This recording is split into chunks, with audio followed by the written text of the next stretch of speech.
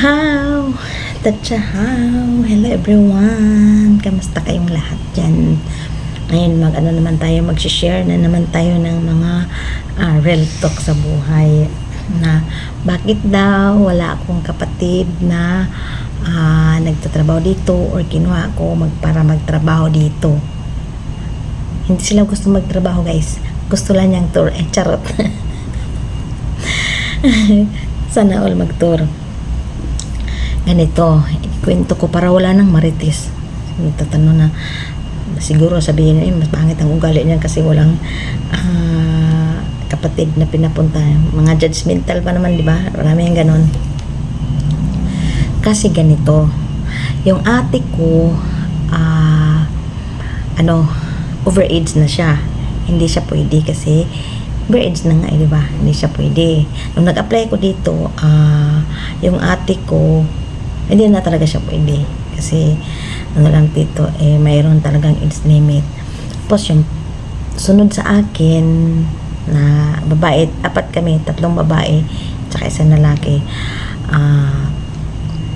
Yung kasunod ko, ayaw niyang mag-abroad. Mahina ang loob niya, guys. Hindi kagaya sa akin na malakas ang loob. Kasi pag nag-abroad ka, hindi lang naman na, gusto ko mag-abroad.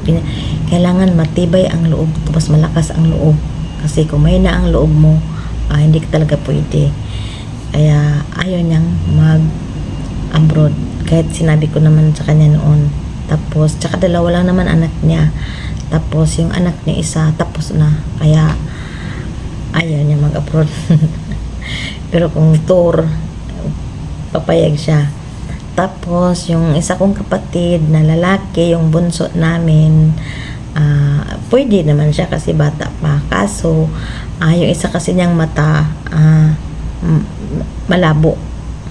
Kasi guys, kung mag-apply ka dito ng factory, kailangan yung mata mo malinaw, lalo na pag sa electronics ka napunta.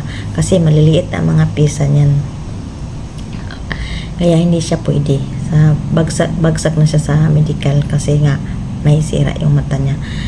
Kahit kami dito nasa bahay, mayroon din kaming medical na every year sa mata. Pero hindi man ganong mahigpit sa amin kasi alaga ng mga matanda, pwede ka magsalmin. Pero sa factory talaga, talaga sila. Kailangan malinaw yung mata mo.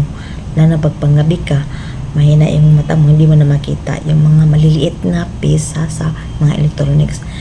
Pero kung hindi ka electronics, okay naman. Pero yung kapatid ko talaga, ayaw niya kasi nga yung mata niya. Iyon ang dahilan kung bakit ayaw niyang pumunta ng Taiwan. Kung totoo siya, hanggang ngayon pwede pa siya.